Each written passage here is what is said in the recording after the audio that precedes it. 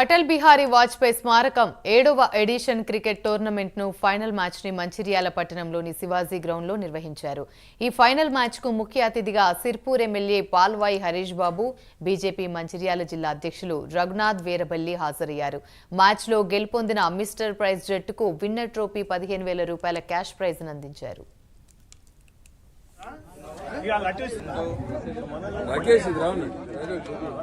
Highly competitive ఉండే 3-4 ఓవర్ల తర్వాత కూడా వీళ్ళు గెలుస్తారా వాళ్ళు గెలుస్తారా అనే ఎక్సైటింగ్ బాగా టెన్షన్ గా ఉన్న మ్యాచ్ కి చక్కటి పర్ఫార్మెన్స్ ఇచ్చిన స్మాషర్స్ మరియు ఫ్రైస్ ఈ రెండు టీమ్స్ కూడా శుభాకాంక్షలు.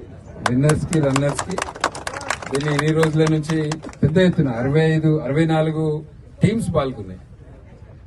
మంచిర్యాల్ ఈ చుట్టుపక్కల ప్రాంతాల నుంచి యువత ప్రతి సంవత్సరం వాజ్పేయి మెమోరియల్ క్రికెట్ టోర్నమెంట్ లో ప్రతి సంవత్సరం పాల్గొనే సంఖ్య పెరుగుతుంది.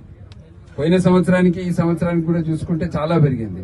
64 టీంలు స్వచ్ఛందంగా వచ్చి పెద్ద ఎత్తున, నేను ఈ వర్డ్ స్వచ్ఛందంగా ఎందుకు వాడుతున్నా అంటే ఈ మధ్య నేను చూసిన అన్ని పోటీలలో ఫస్ట్ క్యాష్ ప్రైజ్ డిక్లేర్ చేస్తారు. 7 ఇయర్స్ నుంచి కూడా ఈ టోర్నమెంట్ ఎప్పుడు ఆగలేదు. రాజకీయాలు, పొలిటిక్స్, ఎలక్షన్స్ వస్తూ ఉంటాయి పోతుంటాయి, కానీ వాజ్పేయి గారిని మాజీ ప్రధానమంత్రి, భారతరత్న, వారిని స్ఫూర్తిగా తీసుకొని ఈ టోర్నమెంట్ ఆర్గనైజ్ చేస్తున్నారు. ఎందుకంటే యువతకు వారి గురించి తెలవాలని ఈ క్రికెట్ టోర్నమెంట్ యొక్క పేరు వాజ్పేయి మెమోరియల్ క్రికెట్ టోర్నమెంట్ పెట్టడం జరిగింది.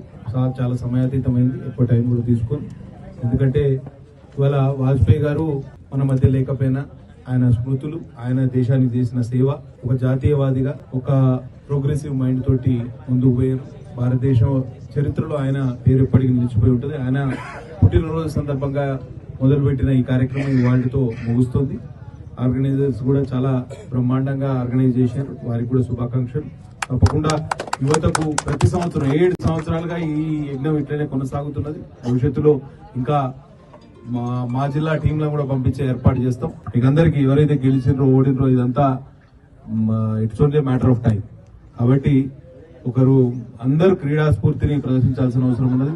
గెలిచిన వారు ప్రైజులతో ముందుకు పోవచ్చు, ఓడిన వారు వారికి అనుభవంతో ముందుకు పోతారు. కాబట్టి ఈ భేదాభిప్రాయాలు లేకుండా అందరూ క్రీడా స్ఫూర్తిని చాటి ఈ టోర్నమెంట్ సక్సెస్ఫుల్ గా ముందుకు తీసుకుపోయినందుకు మీకు అందరికీ శుభాకాంక్షలు తెలియజేస్తారు.